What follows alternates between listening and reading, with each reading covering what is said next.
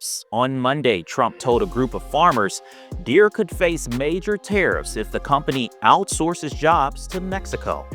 I just noticed behind me John Deere tractors. I know a lot about John Deere. I love the company. But as you know, they've announced a few days ago that they're going to move a lot of their manufacturing business to Mexico. I'm just notifying John Deere right now.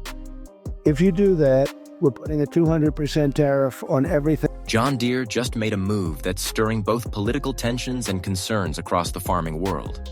By expanding operations into Mexico, the iconic American company is doubling down on a global strategy right as Donald Trump intensifies his campaign to bring jobs back to the U.S. What followed? A fierce response from Trump and a growing divide that's putting farmers, consumers, and investors in a tricky position. So, is this a smart business strategy or a bold defiance of Trump's tariffs? And what does it signal about the future of U.S. manufacturing? Let's break it down. John Deere is shifting some of its production from Iowa to Mexico. Is moving some production from Iowa to Mexico. With a new facility expected to be operational by 2026. It will manufacture mid-frame skid steer loaders and compact track loaders, impacting workers in Dubuque, though the full extent isn't yet clear. For many, this isn't just another business decision.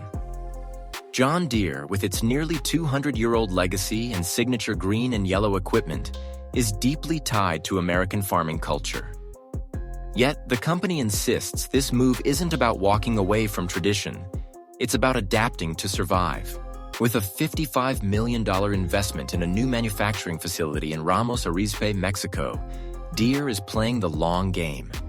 The location was chosen for its logistical advantages, available workforce, and proximity to key markets in both North and South America. Labor costs were a major factor. Mexican manufacturing wages are about 70% lower than in the U.S., a tough gap to ignore when competing globally with aggressive rivals like Japan's Kubota and India's Mahindra. But this is about more than payroll. The new plant enhances Deere's supply chain flexibility. With U.S. ports congested and domestic delays increasing, the Mexico facility gives the company faster access to booming Latin American markets, especially in Brazil and Argentina. Deere aims to scale production of compact and mid-sized tractors, which are in rising demand globally. The new plant helps them meet that demand without disrupting domestic operations, offering more scale, speed, and efficiency. While some see this as controversial, Deere sees it as calculated. The numbers speak louder than politics. The company isn't spending $55 million on a whim, it's planting seeds for future growth. Then Trump stepped in. My leadership, we're going to take other countries' jobs. We're going to bring thousands and thousands of businesses and trillions of dollars in wealth back to the good old USA. At a recent event, he called out John Deere directly, threatening a 200% tariff on any equipment produced outside the U.S. It was classic Trump, loud, direct, and built to resonate with his base. This wasn't a one-off.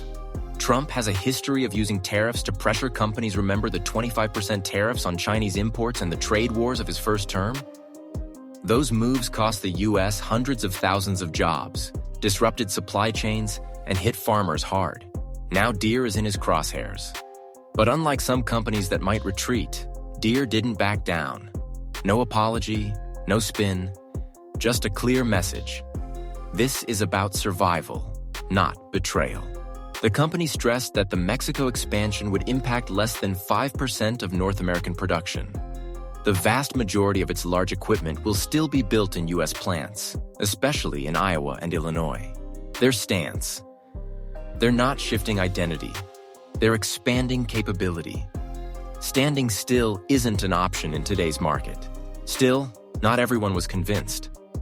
Some media called it tone deaf, saying that sparring with a presidential frontrunner who commands rural loyalty was risky.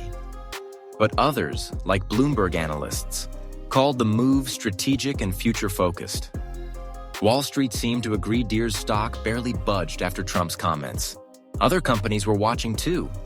If Deere caved, it could have set a dangerous precedent where political noise overrides business strategy. But by holding firm, Deere tested the limits of political influence on private enterprise. Yet there's an even bigger force at play here: technology. Automation is changing everything. The use of robots is on the rise, and now they're taking over human jobs. According to a new report from Oxford Economics, robots are on track to eliminate up to 20 million manufacturing jobs. The promise of bringing jobs back doesn't hold up when those jobs no longer exist. Even if Deere brought every factory back to the U.S., the jobs would likely go to machines, not people. Modern factories are already highly automated, whether they're in Iowa or Mexico. And farming itself is being transformed. John Deere has invested heavily in autonomous tractors, AI-powered machines, and drone technology.